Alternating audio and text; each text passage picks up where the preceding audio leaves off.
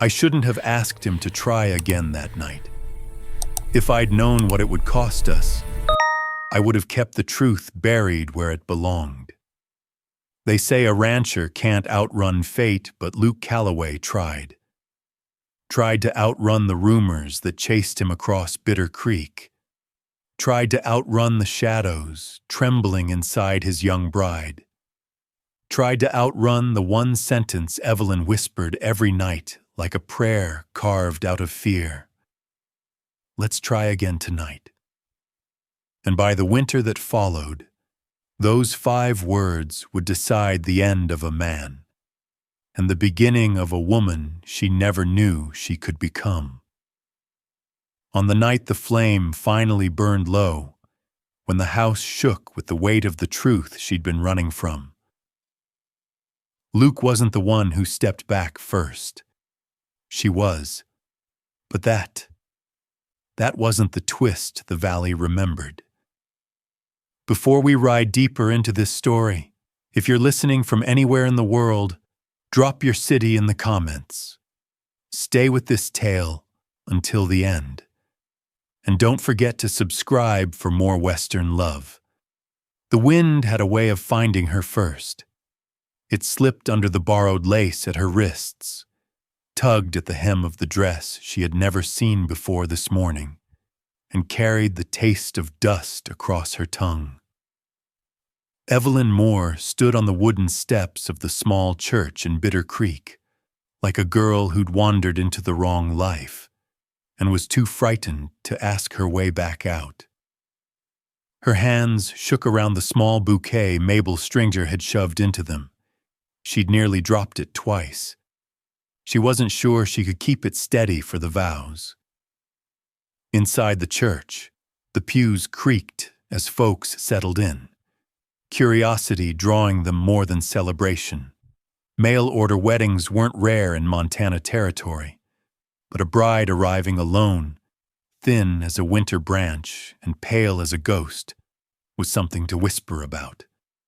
The door opened behind her. Bootsteps. Heavy, unhurried.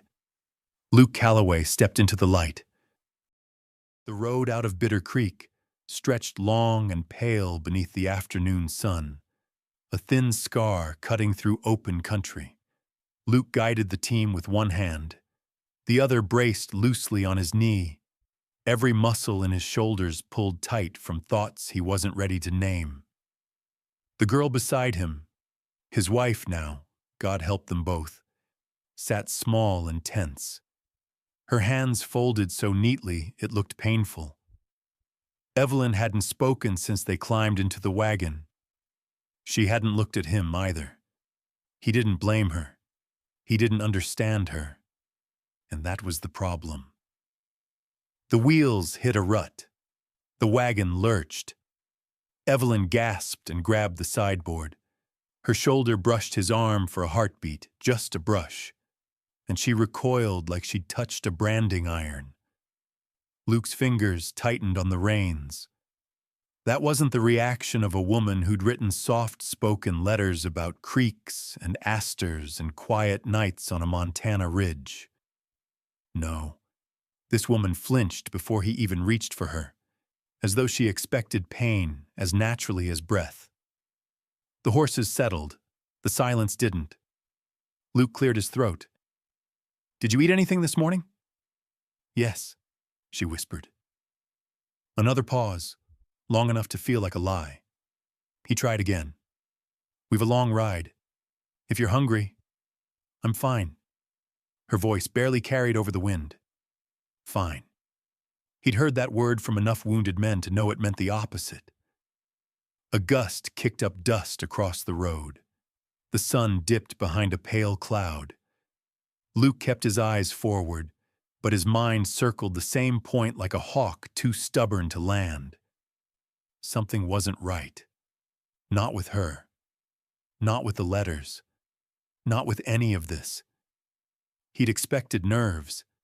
Any bride would have them. But this woman wasn't nervous. She was terrified. He glanced sideways. Evelyn had her eyes fixed on the passing fence posts as though counting them might save her. The borrowed dress tugged in the wind. The thin fabric at her wrists trembled with every breath she took. She looked like someone bracing for the next blow. Luke's jaw tightened. "You spoke differently in the letters." The words came out rougher than he meant. Evelyn stiffened. I spoke plainly, sir." "Luke," he corrected again. The second time felt heavier than the first. "Yes, Luke." But it sounded like a word she wasn't sure she had permission to use. He felt heat creep up his neck. Not anger, but something quieter. Something like shame he hadn't earned yet. He wasn't used to a woman being afraid of him before he'd given her any reason. He tried again, slower. "That part about the creek, you remember writing it?" Evelyn swallowed, hard, her hands clutched tighter, a too long silence. Then, of course, a lie. A thin one. Too thin for anyone not drowning in desperation. Luke didn't push. Not yet. Instead, he let the truth settle inside him with the grit of road dust. She wasn't the woman he'd been writing to, and she was scared of him. Terrified, even. The wagon creaked as the land opened wider, the Callaway fence line appearing far off like a faint promise. Evelyn followed the horizon with her eyes, but her breath quickened with every yard they traveled away from town, as though distance meant danger. Luke lowered the reins slightly, softening the horse's pace. "No one's going to hurt you on my land," he said quietly. Evelyn's breath hitched. She didn't answer, but the tremor in her hands eased. Barely. Barely was enough for now. The ranch gate came into view. Weathered boards, leaning a little left. The kind of thing Jonah used to swear he'd fix when the cattle market stops kicking us. Luke swallowed the memory as the wagon rolled past. "Home," he said. The word felt strange in his mouth. Evelyn looked at the house. 2 floors, tin roof, porch boards bleached by sun and storms. She sat straighter, not from hope, but from bracing. Luke slowed the horses to a stop. "You go on in. I'll bring the bags." Evelyn stepped down carefully, almost fearfully, as though unsure the ground itself would forgive her weight. She paused at the bottom step. Then she whispered, so faint he almost didn't hear it, "I don't want to be trouble." Luke stared at her. Not the dress, not the trembling. Her. This small woman who apologized for breathing. "I didn't bring you here for trouble," he said. What he didn't add, "I don't know what I brought you here for anymore," hung heavy in the air. The wind rose again, brushing dust across the yard, and Luke felt something shift inside him. A quiet promise forming, whatever truth she carried, whatever damage had been done to her, he'd figure it out. But not by pushing, not by demanding, and sure as hell not by touching her before she was ready. He climbed down, boots hitting the dirt with a muted thud. Behind him, Evelyn stood at the porch rail, small as a breath, and between them, the distance stretched longer than the whole Montana plain.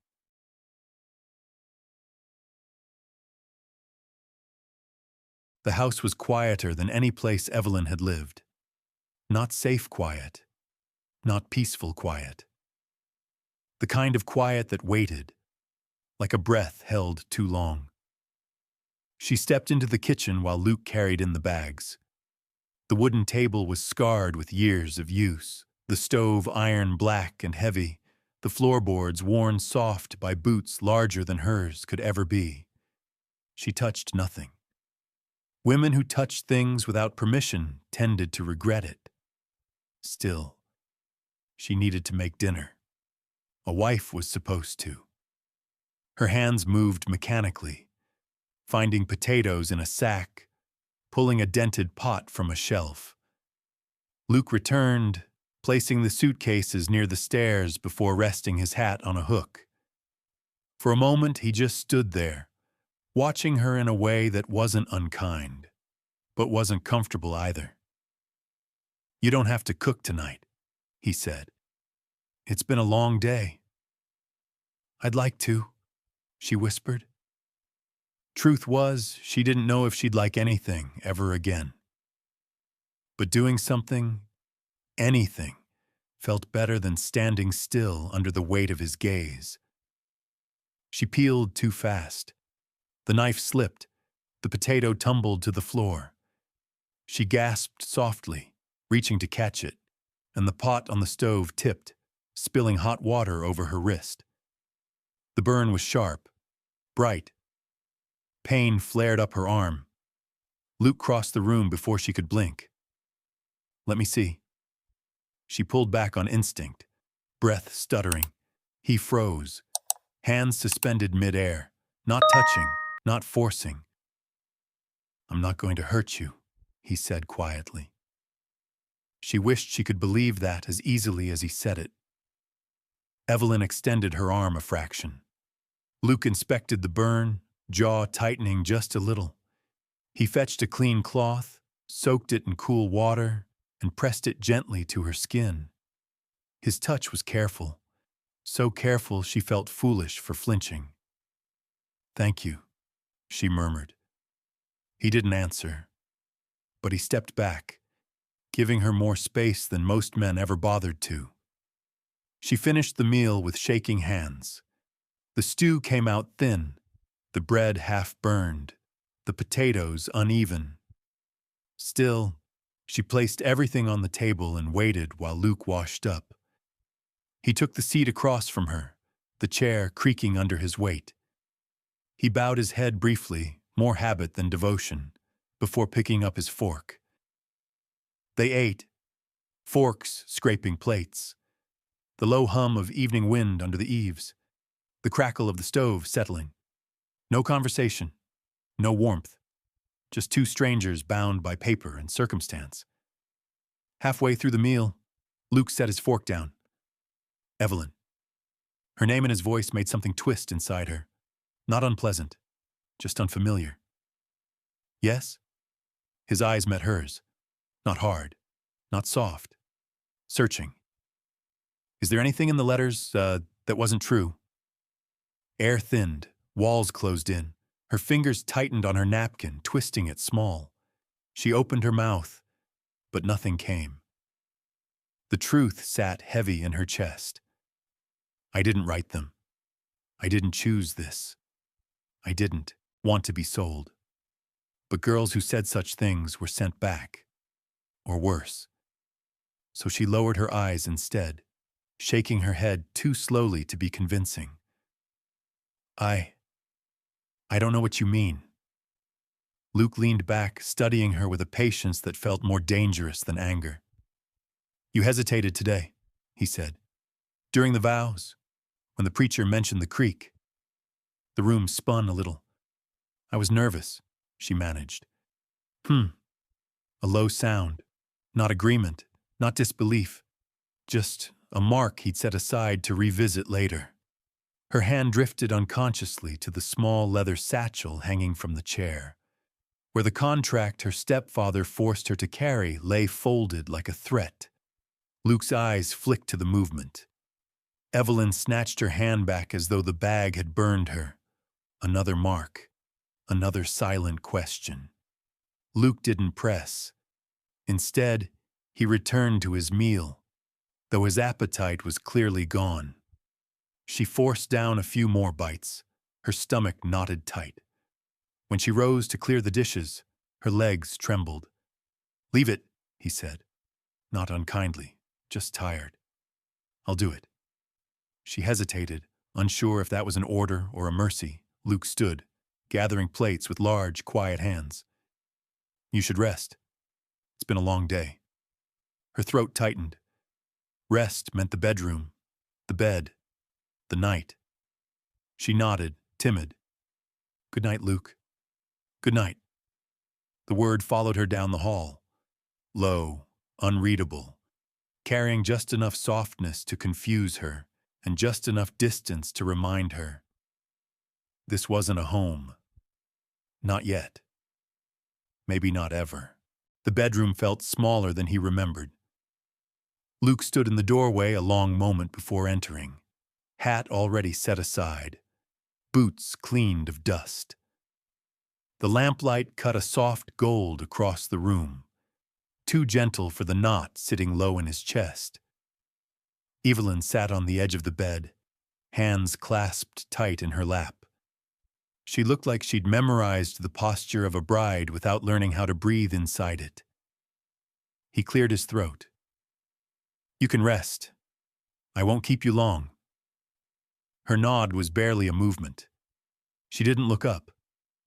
Luke stepped farther in, careful, always careful now. The boards creaked under his weight. He wished they wouldn't.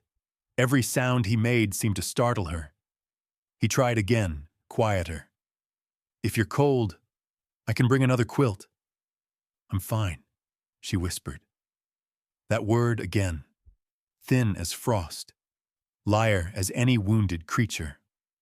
Luke sat at the edge of the bed, inches away but feeling the distance of 1,000 miles. He wasn't a man who scared easy, but something about sitting beside this trembling girl made his hands unsure. He'd expected awkwardness, not fear. He turned slightly toward her. "We don't have to rush anything." Her breath quivered just once, but she said nothing. He reached out, slow enough for her to see it coming. His fingertips brushed her shoulder. She jerked like a struck colt. "Sorry." The apology tore from her throat before she could stop it. Luke froze, hands suspended midair. "Evelyn, I barely touched you." "I know. I'm sorry. I just..." She swallowed hard. "I'll do better. Do better." The words hit him like a blow. "Evie?" he said softly. It was the first time he shortened her name. "You don't need to do better. You're not being tested." She stared at her hands as though the truth lay somewhere in the creases of her knuckles. He waited. Patience was a thing ranch life had given him, whether he'd wanted it or not. When she finally lifted her head, her eyes shone too bright for the weak lamplight. If you want to try," she whispered. I'll try too." His throat tightened. "Only if you're comfortable." She nodded, though everything in her posture said otherwise. Luke inhaled slowly, steadying himself, then reached for her again. He touched her arm, the lightest contact he could manage. Her whole body seized. Her breath came sharp. Her fingers clawed at the blankets. He pulled back instantly. "Evelyn, stop, look at me." She didn't. Her chest rose too fast, too shallow. A sound slipped from her, a small, wounded noise she tried to hide. "Hey," he murmured. "Hey now, you're safe." It didn't reach her. Whatever memory had her grip was stronger than him. He sat back, giving her space, hands open and empty so she couldn't mistake his intention. "We're not doing this," he said, voice low, steady. "Not like this." "I'm sorry," she choked. "I know what a wife is supposed to do. I'll do better tomorrow. I promise." "No." The word came out rougher than he meant, but he didn't take it back. "You don't promise me anything about this." Tears slipped down her cheeks. She tried to wipe them away, ashamed of everyone. Luke stared at his hands. Hands that had broken horses, built fences, fought men, but somehow couldn't hold a frightened girl without making her shake. He hated that. Gently, so gently, he took the corner of the quilt and pulled it around her shoulders like armor. "You're shaking," he said. "Lie down. Rest." She lay back slow, careful, as though afraid the mattress might shatter under her. Luke rose and walked to the doorway. He couldn't stand to block the exit, not when she looked at him like stepping too close might trap her. Just as he reached the threshold, her voice drifted after him, thin and breaking. "It hurts. Luke, let's try again tonight." He closed his eyes, not because he was frustrated, not because he was denied, but because he finally understood the truth she couldn't say. That wasn't an invitation. It was a plea, a surrender. A terrified girl asking for the smallest mercy she knew how to ask for. Not to be touched again tonight. His voice, when he found it, barely reached across the room. "Not tonight, Evelyn." He stepped out, leaving the door cracked, so she wouldn't fear the darkness. He took the chair by the hearth and sat there, hands clasped, shoulders bowed beneath more than the weight of the day. The fire burned low. The night settled quiet, and Luke Calloway stayed awake until dawn, learning, for the first time in his life, what it meant to be gentle.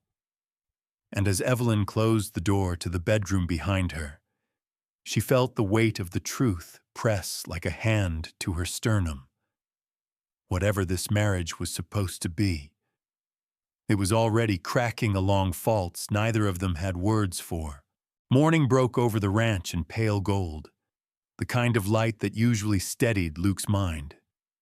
Not today. He hadn't slept. Not a minute.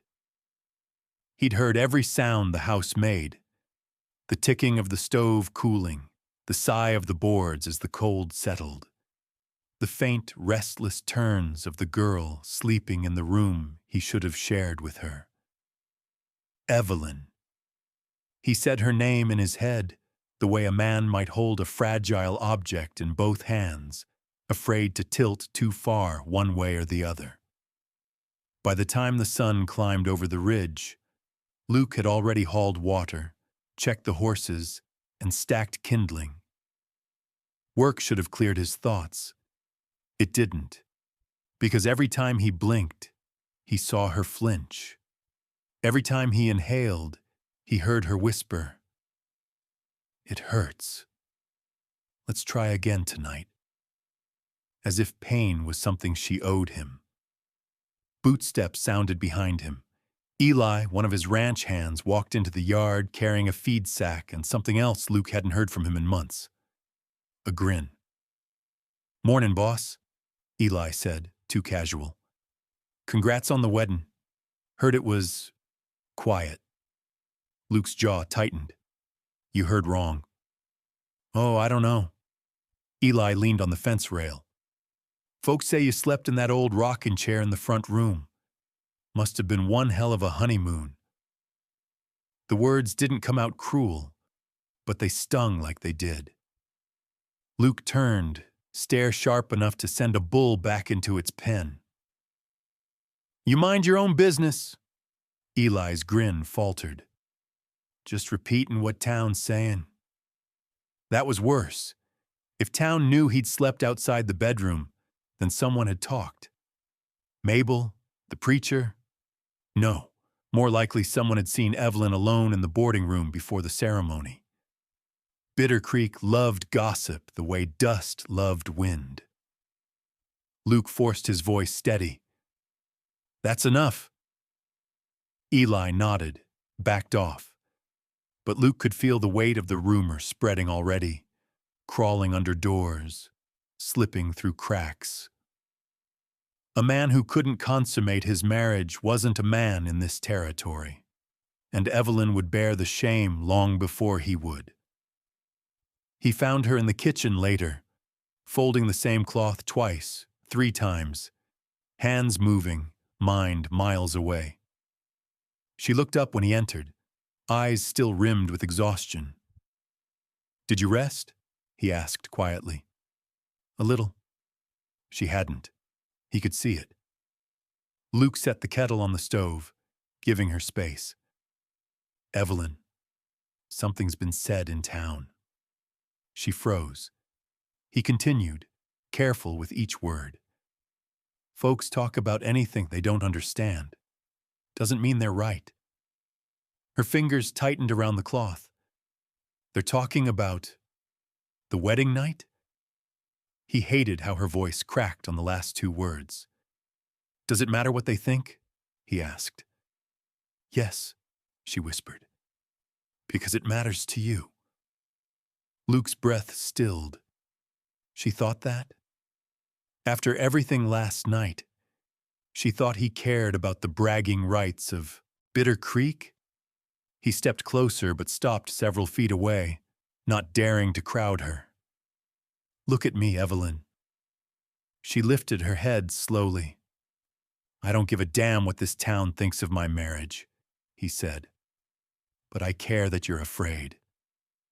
Her lips parted, as if she'd speak, then closed again. Luke swallowed. I need to ask you something, and I need you to answer honest. Fear flickered in her eyes, quick as a candle fighting wind. What is it? He held steady. Did you write the letters? Silence. Long, heavy, dust-thick silence. Her breath quivered. Her gaze dropped again, searching the floorboards as though they held safety. She swallowed. I wrote what I was told to write. Not a lie. Not the truth either. Something caught between survival and guilt. Luke exhaled slowly, letting her see none of the storm inside him. Who told you? She shook her head.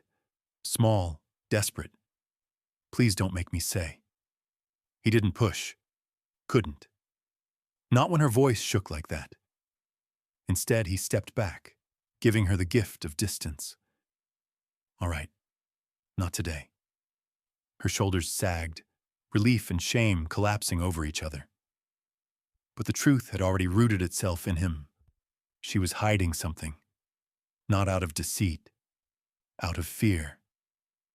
And whatever man or men had shaped that fear. Luke felt the old heat rise in his blood, the same heat he used to feel before a fistfight he wasn't proud of, but always won.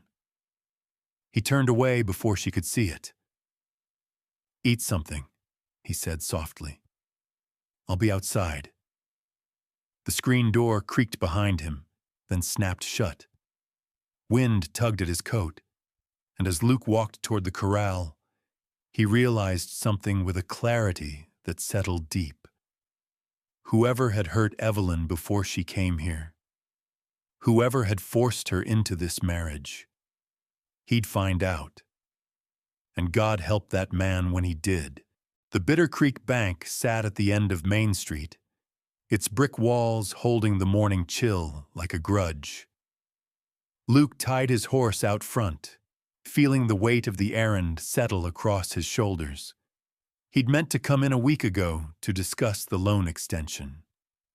Instead, he'd spent the last 3 days trying to understand a girl who startled at her own shadow. He pushed open the door. The bell overhead chimed, bright and out of place. Garrett Bishop looked up from his ledger, smile thin as a knife's edge. Calloway, congratulations on the marriage. Luke didn't return the smile. Need a word? Of course you do. Bishop motioned to the office and back. Private matter, I assume. Luke followed, boots thudding against polished wood. Bishop closed the door, leaning against it like a man who already knew the shape of the question. You're late on this month's interest, Bishop began, overly casual. Marriage will help, I expect. A pair of working hands? Stop talking, Luke said. Bishop's brows rose. That's serious, is it? Luke folded his arms.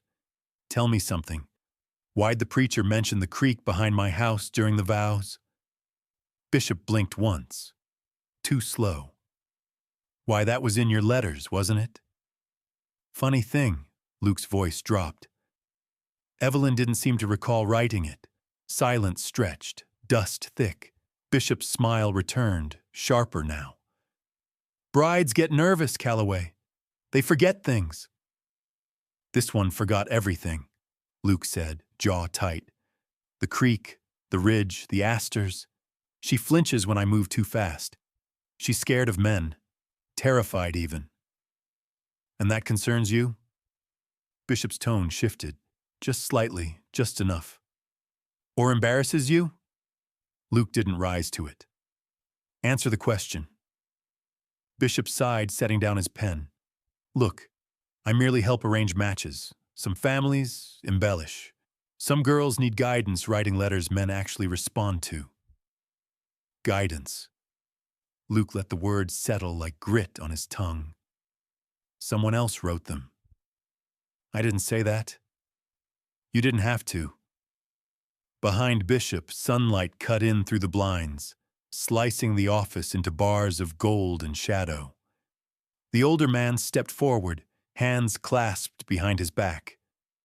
You're a practical man, Calloway, so am I. Your wife's past is untidy, but she's young, teachable, the kind that settles nicely once she realizes who holds her future. Luke felt heat rise in his blood. You talk like she's livestock. Bishop laughed. Livestock's more reliable. But marriage? Marriage is a contract. And if the contract was entered under false pretenses, say, the bride misrepresented her skills, or her purity, or her willingness, why, the union can be voided. Luke stilled. Every muscle went cold. That what this is? He asked quietly. You want me to annul my marriage? I want you to consider your position, Bishop said, voice low. If the marriage fails, and half this town already whispers it has, your loan will be due immediately. No extensions, no mercy. Luke stepped forward, close enough to see the flecks of silver in Bishop's eyes. You fixing to threaten me? Not threaten. Bishop smiled again. Advise. Because you know something, Luke murmured. Something about her stepfather. Something about those letters. A flicker of surprise crossed Bishop's face before he masked it. That was all Luke needed. He moved back, jaw tight enough to ache. You listen to me, Bishop. You stay clear of my wife, and you keep your hands off my land. Bishop lifted a brow. Your land depends on her, Calloway. You might want to make sure she performs her duties. Luke's fists curled. He'd fought men for less, but he forced his hands open, breath steady. Touch her name again, he said softly, and you won't like how fast I stop being polite. He left before the heat in his blood turned into something worse. Outside, the wind cut sharp. Luke mounted his horse, staring down the road toward the ranch. He'd expected to leave the bank worried about numbers. Instead, he left worried about the truth. Whoever had trapped Evelyn in this marriage, whoever had traded her future like a debt, Luke was going to find him. And when he did, mercy would not be part of the conversation. Evening settled over the ranch with a softness she didn't trust. The sky dimmed slowly, gold slipping into blue into the kind of quiet gray that made her feel exposed. Evelyn stood at the kitchen window long after the dishes were done, hands pressed lightly against the wooden frame. She could see Luke outside, cutting rope, moving with the steady rhythm of a man trying to outrun his thoughts. He'd gone into town angry. He'd come back quieter. Quieter worried her more. When he finally stepped into the house, the fading light caught the edge of his jaw, the faint tension still drawn there. He didn't slam the door. He didn't stomp mud from his boots. But something in him had sharpened during the ride home. He spoke first. Evelyn. Her name again. Soft, careful, like he was holding it in his palm. She turned. Yes? We need to talk. Her stomach dropped. That sentence had never meant anything good in her life. Luke pulled out a chair at the table and sat. Not commanding, inviting. He nodded to the chair across from him. Please. The single word, plain as it was, loosened something in her chest. She sat, hands resting in her lap. He didn't lean forward. He didn't touch the table. He simply waited, eyes steady, patient in a way most men weren't. He spoke slowly. I went to the bank today. Ice pricked along her skin. She gripped her wrists beneath the table. Oh. Garrett Bishop knows things he shouldn't. Luke paused. About you. About the letters. About who arranged them. Evelyn stared at the wood grain, breath shallow. I'm not asking to put you on trial, he said. I'm asking because I want to understand what happened to you before you came here. I can't protect what I don't understand. The word protect hit her harder than she expected. No one had ever used it in a sentence that included her. Her throat tightened. I don't know where to start. Start anywhere, Luke said. We have time. Time. She wasn't used to men giving her that. She took a breath, tried again. My mother died when I was 13. After that, my stepfather, Raymond, he decided I owed him for raising me. Her voice thinned. He said the best way was to marry me off. Luke's jaw clenched, but he didn't interrupt. He took me to the agency and said I was too plain to make a good match, so someone, one of their writers, composed the letters. I just copied them. They told me what to write, what a man would want to hear. If I didn't, Raymond said he'd send me to work in his friend's tavern. Her breath trembled. Girls don't last in places like that. Luke's hands tightened against his thighs, but his voice stayed steady. Evelyn, the night you arrived, those bruises on your arms, were they from him? She hesitated only because old habit told her to. Then she nodded. Luke closed his eyes once, as if steadying himself before opening them again. I see, he said quietly. But she could tell he didn't just see. He felt. He leaned back, keeping distance but making his presence solid. What else did he do? The question slid down her spine like cold water. No one had asked it gently before. Her voice cracked. There was a man in town. Raymond owed him money. One night he sent me to settle the debt. Her hands shook. I ran. Locked myself in a storeroom until morning. Raymond told me if I didn't marry quickly, that man would come looking again. Luke inhaled sharply, shoulders squared, eyes darkening with a controlled anger, an anger not aimed at her. She waited for judgment, or disgust, or impatience. What came instead was quiet. A long moment of quiet that didn't crush, but steadied. Luke finally spoke. Evelyn, none of that was your fault. The words nearly broke her. He continued, voice low. You've been afraid of me since the moment you stepped off that wagon. I understand why now. She lifted her eyes, meeting his for the first time without flinching. I don't want to be afraid. You don't have to be. He tapped one finger against the table, slow and deliberate. Listen to me. I won't touch you without your say. I won't push you. I won't let Bishop or anyone else near you. You're not going back to that man. Not ever. Her breath hitched on the last word. Why? Why would you do that for me? Because you're my wife. His voice softened. And because someone should have protected you a long time ago. The lamp flickered. Outside, the wind shifted direction, brushing the walls like a sigh. Evelyn felt something loosen inside her ribs, fear unwinding, just a thread at a time. "Thank you," she whispered. Luke nodded once. "If you want to tell me more, tomorrow or the day after, I'll listen. If not, that's fine too." He stood, but didn't leave. "Get some rest. I'll stay out here for a while." "For a while?" she asked quietly. He shook his head. "All night, if that's what keeps you feeling safe." Her eyes warmed. "Good night, Luke. Good night, Evelyn." As she walked to the bedroom, she realized something startling.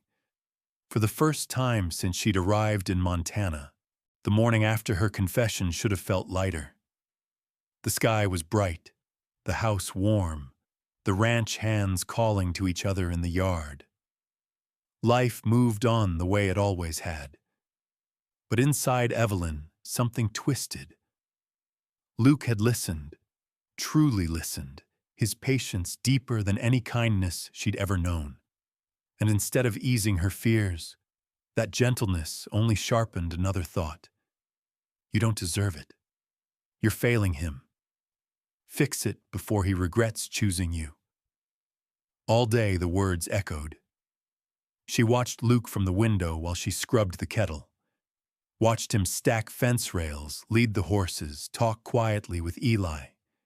He looked strong, certain, the kind of man people trusted. The kind of man who needed a proper wife, not one who recoiled at his touch. By noon, guilt had chewed through every thread of her resolve. By sundown, she'd convinced herself of one thing. If she could just get through the fear, just endure it once, everything might settle into what a marriage was supposed to be. Good wives didn't flinch. Good wives didn't make their husbands sleep in chairs. Good wives didn't ruin everything. And so, as Luke washed up by the pump, she smoothed her hair with shaking hands, breathed through the tremor in her ribs, and waited inside the house the way she imagined a brave woman would. When Luke stepped into the room, he paused, hat in hand, brow furrowing. "You all right?" he asked. "Yes." Her voice lifted too quick, too bright.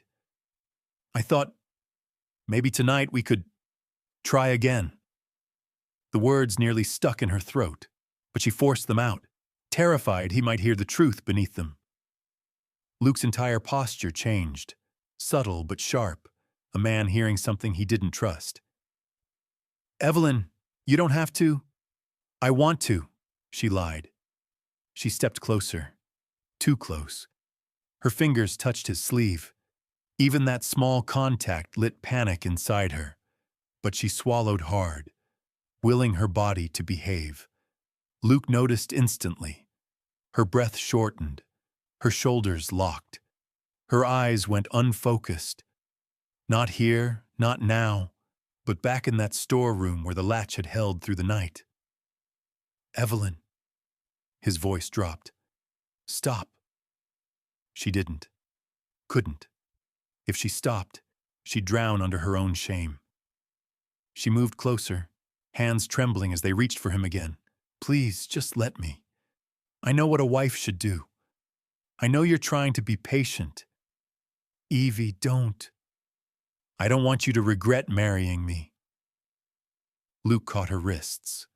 Not tight, not rough, just enough to keep her from hurting herself. But even that gentle hold sent a shock through her body. She gasped, twisting instinctively. His hands dropped away at once.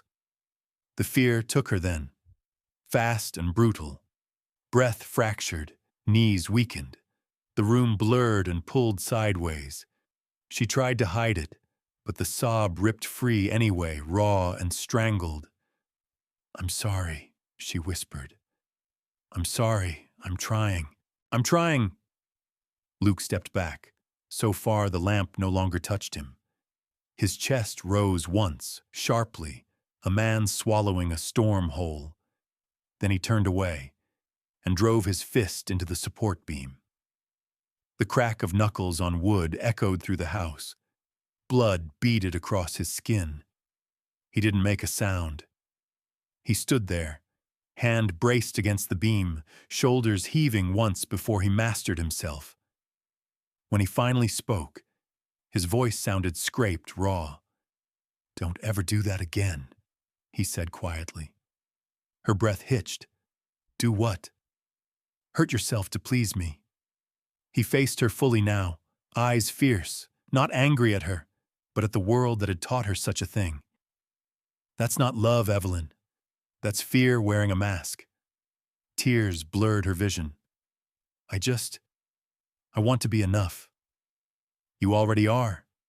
His voice softened, almost broke. "But not like this. Not by forcing your body to forget what it survived." The room went silent. Evelyn pulled the quilt around her shoulders, suddenly cold. She sank onto the edge of the bed, hands covering her face. Luke didn't move closer, didn't try to touch her.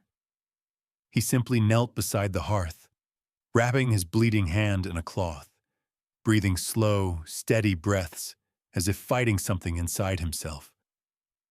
After a long moment, he said, "I'll sleep in the front room." The words weren't punishment. They were mercy. Still, they felt like a blade. She nodded, even though he wasn't looking. When the lamp flickered low, Evelyn realized the truth she'd been avoiding. She wasn't losing Luke because she wasn't enough. She was losing him because she didn't know how to stop fighting ghosts that weren't in the room anymore. And for the first time, the fear didn't hurt as much as the shame. The house felt colder that night, though the fire burned strong in the hearth. Luke sat on the edge of the old sofa, elbows on his knees, hand bandaged thick where the wood beam had split skin. The pain didn't bother him. What bothered him was the sound he kept hearing from down the hall. Nothing. Not crying. Not moving. Just a silence too heavy for a girl that young to carry. He told himself that distance would help. Give her room to breathe. Give him room to think. But the longer he sat there, the more it felt like he'd carved a canyon between them. One he didn't know how to cross without frightening her further. The wind moaned against the windows. He rubbed the back of his neck, replaying every moment of the evening. Her trembling, her apology, the panic in her eyes when she tried to force herself close, and worst of all, the look she'd given him when he stepped away, like she thought he couldn't stand the sight of her. He swallowed hard. He'd seen fear in horses, in men, even in himself once or twice, but nothing shook him like seeing it carved into her face because of him, even if he hadn't earned it. Bootsteps approached the porch, slow, hesitant. Luke stood, half ready for trouble, but it was only Eli poking his head through the cracked door. "You ain't turning in?" Eli asked, too casually. Luke shook his head. "Long day." Eli's gaze drifted to the bandage. "Heard something like a beam cracking. Thought maybe the roof fell." Luke didn't answer. Eli lingered a beat. "Town's still talking. More now than before." "That's enough." Luke's tone carried a warning he didn't intend. Eli held up his hands. "Just saying, folks think if a bride won't share a bed, something's wrong with the marriage." Luke stiffened. "What happens in my house isn't up for town debate." "Didn't say it was." Eli shrugged. "Just looking out." But Luke could see the curiosity behind his eyes, the pity. He didn't blame the man.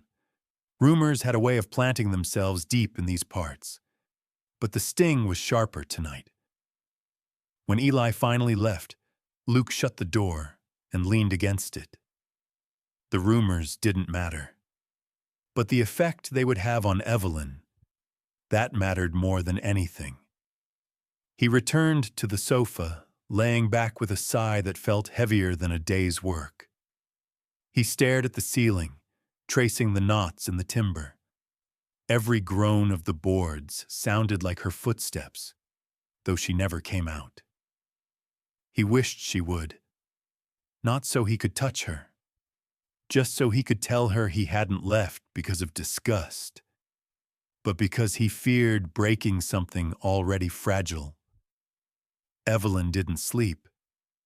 Luke sensed it even without hearing her. She carried her worry like a lantern, always glowing through the dark, impossible to ignore.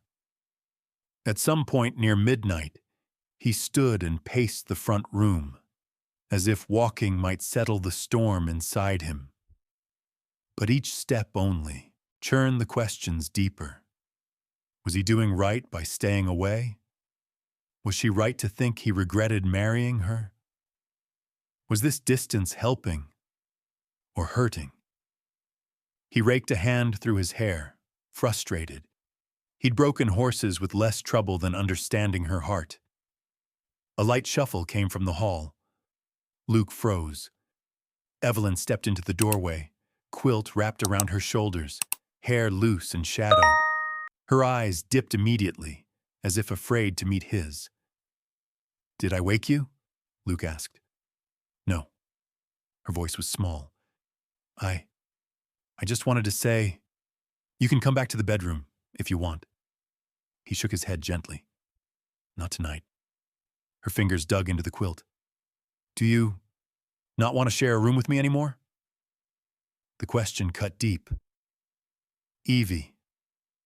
His voice softened, weighted by everything he couldn't fix.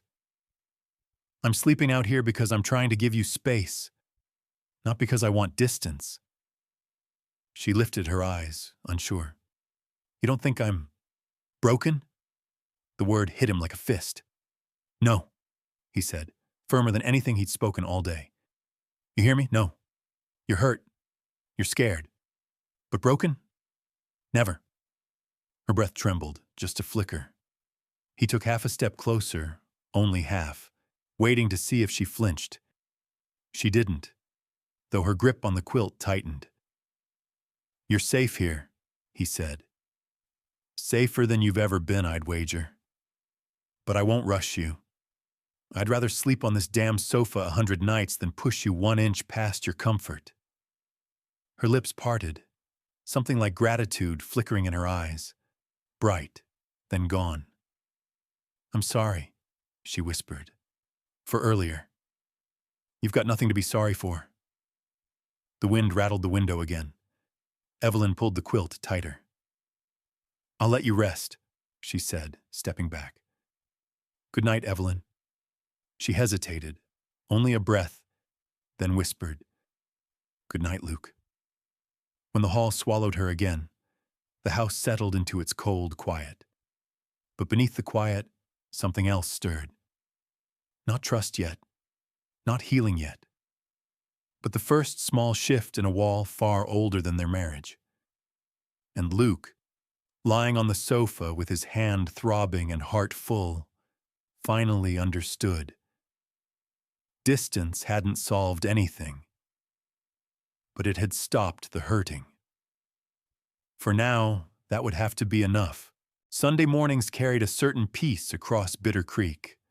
Church bells, cool wind, dust rising lazily from wagon wheels. But not this Sunday.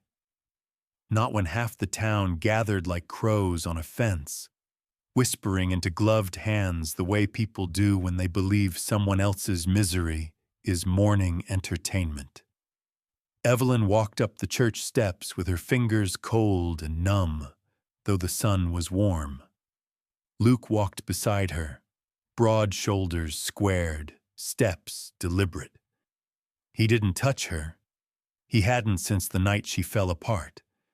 But he stayed close enough that she felt the steadiness of him like a wall at her back. Inside, the pews creaked under the weight of Bitter Creek's curiosity. Men leaned forward. Women tilted their bonnets for a better look. At the front stood Garrett Bishop, polished shoes, clean gloves, smile sharp enough to cut. He bowed slightly toward Evelyn with false courtesy. "Mrs. Calloway," Glad you could join us." Her stomach twisted at the way he said her name. The preacher cleared his throat. "We're gathered to determine the validity of the Calloway marriage due to concerns of consummation," Bishop finished, unbothered by the gasps around him. "A marriage incomplete is no marriage at all." Heat crawled up Evelyn's neck. Shame was fast, suffocating, familiar. Luke stepped forward before she could shrink into the shadows. "This is unnecessary. Whatever you think you know." "It's not what I know," Bishop interrupted. "It's what the town knows. A wife who refuses her husband. A husband sleeping in another room." He shrugged. "Doesn't take a scholar to see something is broken." Evelyn felt the room tilt. Every pair of eyes pressed against her like weights. The preacher sighed.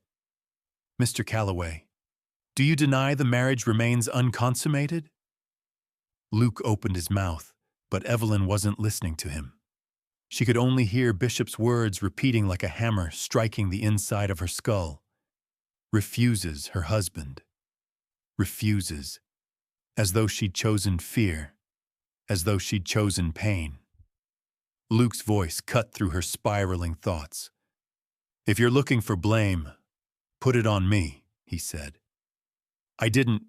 "No," Bishop said sharply. "It is the wife's duty." Something snapped inside her. Not loud, not dramatic. Just a thin thread of endurance finally breaking. She stepped forward before she realized she'd moved. Her voice, when it came, shook, but it carried. "Stop talking about duties you do not understand." The church fell silent. Luke turned to her slowly, eyes steady with something like awe or worry, but he didn't interrupt. Evelyn faced the preacher.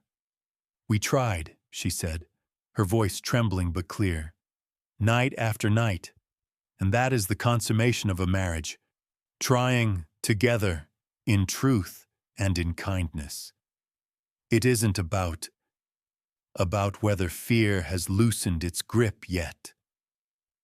A murmur rippled through the room. Bishop's smile stiffened. "Mrs. Calloway, emotions do not define law."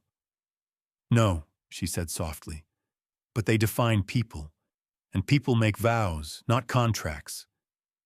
The preacher blinked, taken aback. Evelyn swallowed hard. Her palms were sweating. Her heart raced. But she kept going, because if she stopped now, she'd never start again. "You all want to know why we haven't completed the marriage," she said. "The truth is simple. I was hurt before I ever came to Montana. Hurt in ways that don't vanish because a ring is placed on my hand. And Luke," her voice softened, "Luke has given me nothing but patience." Luke's jaw tightened, emotion flickering through his eyes. "You want to know if I refused him?" she said, eyes never leaving Bishop's now. "I refused pain, sir, not my husband." The stillness in the church deepened, thick, breathless. Bishop opened his mouth, but Evelyn lifted her chin higher than she'd ever dared. "You speak as though marriage is something physical, something proven by a single night. But marriage is waking up each day and choosing each other. Luke has chosen me, even when I could give him nothing. And I choose him now." The preacher looked down at his hands, then up at Bishop. "There is no cause to nullify this union." Bishop's expression cracked, just for a second. Luke stepped beside her then, not touching, but close enough for warmth to reach her through the air. "We done here?" he asked quietly. The preacher nodded. "Yes, son. Go home."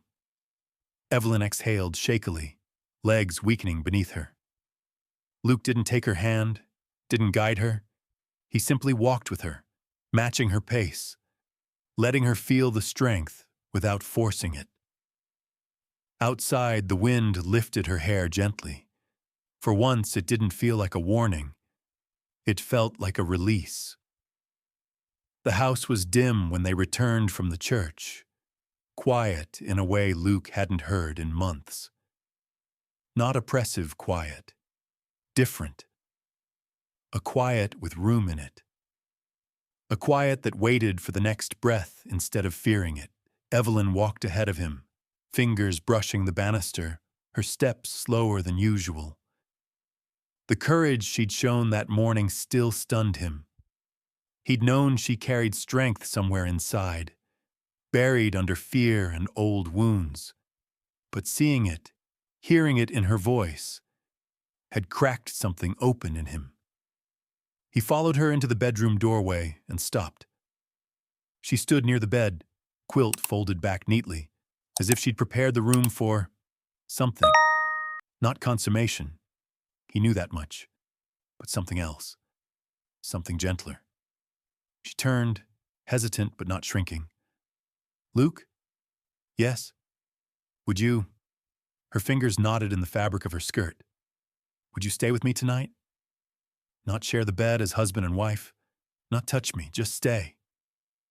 He let out a slow breath. If you want me to, I will. I do, she said softly. But I need rules, so I don't panic. He nodded. Tell me. She moved closer, one step, then another, stopping far enough that he didn't feel her fear rise. No touching unless I say. If I take your hand, that means I'm all right. If I grab your shirt, her voice quivered, that means stop. Luke's chest tightened. Okay. And you sleep on top of the quilt, not under. Okay. And she swallowed. And just talk to me. Not about the past, about anything else, something quiet. He nodded again, gentler this time. All right, Evelyn. She exhaled, a release more than a breath, and climbed into bed. He waited until she was settled before lying beside her, careful to leave space enough for daylight between them. He folded his hands over his chest, staring up into the dim rafters. For a long while, neither spoke. The silence wasn't heavy. It wasn't distant. It felt like standing on the edge of a fragile bridge, both of them testing the first plank. Evelyn broke the quiet. What was your mother like? Luke blinked at the unexpected question. Stubborn, he said. She'd argue with a fence post if it leaned wrong. Evelyn's lips curved, the smallest hint of a smile. And your father? Quieter. He'd fixed the fence while she lectured it. He hesitated. They loved each other. You could tell by how they fought. She turned her head on the pillow, studying him. I don't understand that kind of love. You're learning, he said softly. Another silence settled, warm this time. Evelyn's breathing grew steadier. The tension along her shoulders eased bit by bit, like a rope uncoiling. After a while, she whispered, Luke? Thank you for today, for not letting Bishop decide what our marriage is. Luke's jaw tightened at the memory of Bishop's smug face, but he kept his voice calm. I didn't do much. You're the one who stood up. I only stood because you were there, she said. You make things safe. He swallowed hard. No one had ever said that to him. Evelyn turned her gaze back to the ceiling. When I said, let's try again that night, I meant something different. I meant survive the night. Not love. Not closeness. Just survive. Luke shifted slightly, careful not to touch her. And now? Her voice trembled, but not with fear, with hope fragile and new. Now I'd like to try again, the right way. Not tonight. Maybe not soon, but someday. He felt something warm settle in his chest. Quiet, full, grounding. Whenever you're ready. She reached out then, fingertips brushing the blanket between them before finding his hand on top of the quilt. She didn't lace their fingers, just rested her hand lightly against his, like a bird testing whether the branch would hold. Luke didn't move, didn't breathe too deeply. After a moment, she whispered, barely a breath, "Let's try again. Tomorrow night." Not a plea. Not fear, a promise, and a beginning.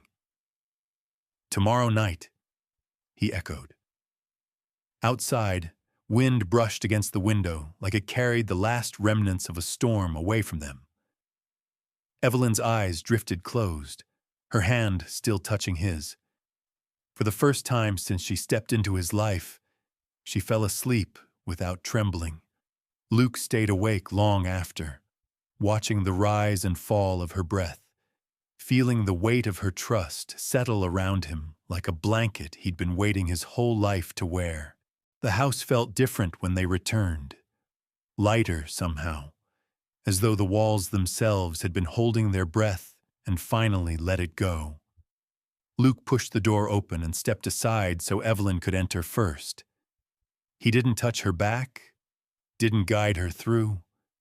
He'd learned that some distances were bridges, not barriers.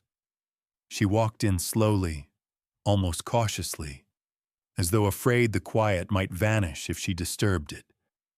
Luke removed his hat, set it on the peg. "You hungry?" She shook her head. "Not really." He nodded. "Me neither." The silence stretched a moment, warm instead of cold. For the first time since their wedding, the quiet didn't feel like a judgment between them.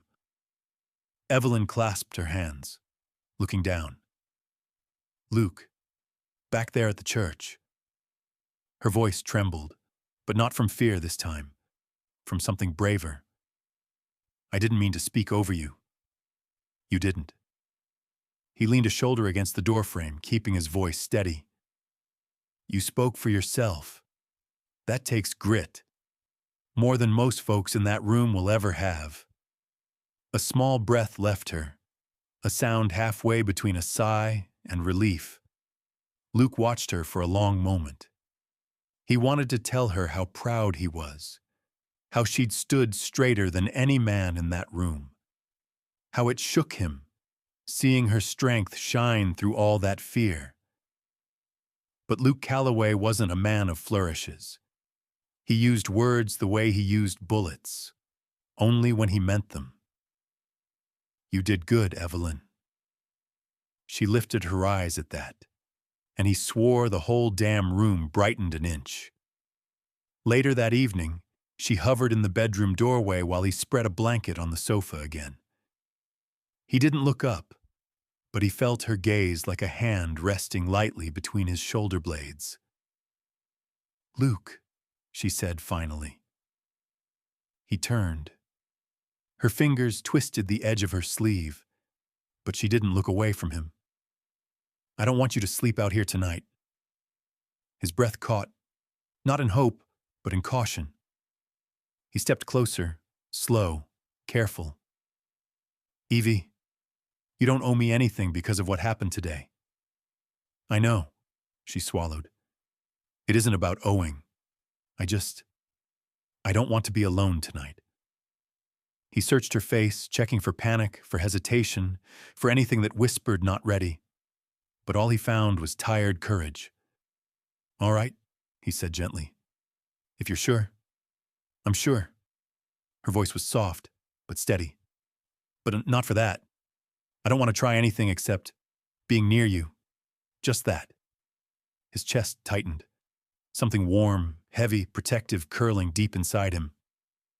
"I can do near," he said. A faint smile touched her lips. Small, fragile, but real. They lay on the bed, fully clothed, a careful space of 2 hand-widths between them. The lamp burned low, turning everything the color of honey and warmth. Evelyn lay on her side, facing him, though her eyes stayed fixed on the quilt for a long while. Luke lay on his back, hands folded on his stomach, as if afraid moving might break whatever delicate peace had formed. After a moment, she spoke. "What are the rules tonight?" He almost laughed, not at her, but at the earnestness of the question. "You tell me," he said. She thought a moment. "No grabbing hands, no sudden movements. If I touch your arm, that's all right. But if I take your shirt—" She blushed, looking away. "Then you need to stop me. It means I'm not thinking clearly." "All right," he murmured. "What else?" If I squeeze your sleeve just once, it means I need space." "Done." He nodded. "Anything for you?" She hesitated. "Just stay awake with me. For a little while." He turned his head toward her. "I can do that too." The quiet between them shifted again, this time warm, stretching like a blanket across the room. Evelyn lifted her gaze, finally meeting his. "Luke," she whispered, "today, you chose me." "I'll choose you tomorrow too," he said simply. Her eyes softened, shining in the lamplight. And then, timid, testing, she slid one hand across the quilt until her fingers rested near his. Not touching, just near. Luke's breath shook, not because he was undone, but because she had never offered him anything freely before. Not like this. She exhaled slowly. "Let's try again. Tomorrow night." The words were the same as before, but the meaning was new, reborn. He smiled, small and quiet. "Yeah, Evie, we will." Outside, the wind brushed gently against the walls, no longer a warning, just a reminder that the night was theirs, fragile and healing. And for the first time, they fell asleep not as strangers sharing fear, but as two souls beginning, tentatively, to share hope. Spring came late to Bitter Creek, slow as a shy visitor, brushing the valley with touches of green that felt almost apologetic. But on the Callaway Ranch, the thaw had begun long before the snow melted. Evelyn rose early now, not because fear pushed her from sleep, but because she wanted to watch the light crawl across the kitchen floorboards. She liked the way mornings felt here, quiet and safe, like a promise that didn't need words. Luke had already gone out to the pasture. She could hear him laughing at something Eli said, the sound drifting through the open window. Deep, easy, a sound she didn't know she'd been waiting for. Somewhere between winter and spring, the air between her and Luke had changed. Not quickly, not dramatically, but steadily, like two trails winding closer until they finally met. She stirred the kettle, smiling faintly. He came in a little later, boots dusty, shirt damp from work. He nodded in greeting, simple, familiar, and set his gloves on the table. "Cold morning," he said. "Not too cold." She poured him coffee. "Not anymore." Luke looked at her then, really looked. A softness touched his eyes, the kind that made her heartbeat flutter in places that didn't frighten her now. After breakfast, they walked the fence line together. Not because they needed to, but because walking side by side felt natural. The wind tugged at her hair. Luke reached out to steady a loose strand, then paused, waiting. Evelyn leaned into his hand on purpose. His breath caught just a little. A few months ago, she would have stepped back, apologized, folded herself into the smallest possible space. Now she lifted her face, letting the sun warm her cheeks. Luke lowered his hand gently. "You all right?" "I'm more than all right," she said softly. He smiled then, small, startled, like it wasn't something he'd expected to hear in this lifetime. That evening, after supper, the wind quieted. The house glowed soft with lamplight. Luke sat by the hearth, mending a bridle strap, but looked up when she approached. "Luke," she said, voice steadier than she felt. "Could we talk? In the bedroom?" He froze, the leather strap still in his hands. "Only if you want to." "I do." She didn't wait for fear this time. She led him down the hall. Inside the bedroom, she closed the door, not to trap herself, but to claim the space as hers. Luke stood there, unsure, shoulders tense the way they got when he tried too hard not to scare her. Evelyn stepped closer. Her hands trembled, not with panic, but with anticipation she barely recognized as her own. "I'm ready," she whispered. "Not because it's expected, not because it's owed, because I want you, and I want this. With you." Luke's breath left him in a slow, shaky exhale. He reached for her face, then stopped halfway, as he always did, waiting. She placed her hand over his, guiding it to her cheek. That was all it took. No rush. No fear. No shadows from a life she no longer lived in. Just warmth. Just trust. Just the quiet, sacred choosing of each other. What followed was gentle, safe, a conversation of skin and breath, not urgency. When it became too much, he paused. When she needed closeness, he drew nearer. When she trembled, not from fear, but from feeling, Luke held her like she was something precious, because to him, she was.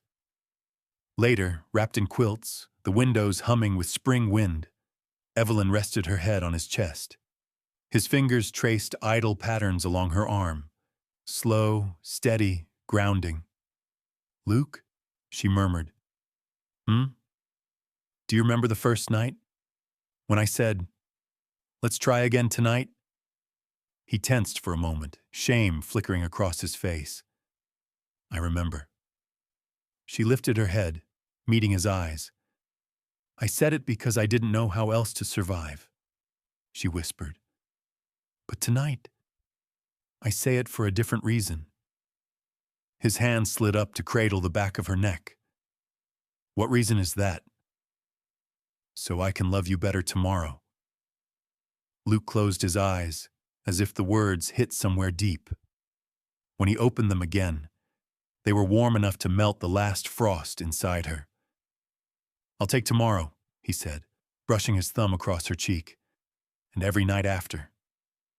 Evelyn smiled, not timidly, not borrowed from hope, but fully, freely.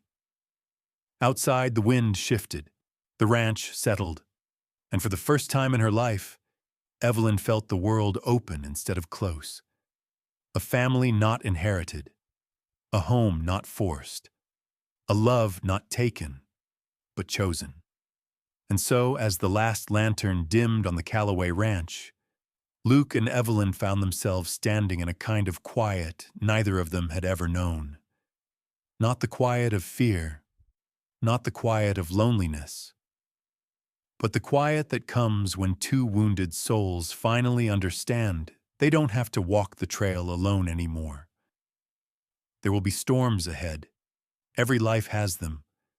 But tonight, they chose warmth over distance, honesty over silence, and the slow, patient kind of love that grows only when two people decide to stay. If this story touched your heart even a little, I'd be honored to hear your thoughts. Folks who've lived a long time often carry the deepest wisdom, and your reflections matter here. If you'd like more stories told in this gentle Western voice, please consider giving the video a like, subscribing, or leaving a comment. And if you feel comfortable, tell us the name of the city you're watching from. It's a blessing to see how far these stories travel and to share them with good people like you. Thank you for spending your time with us. May your evening be peaceful, and may your heart find soft places to rest.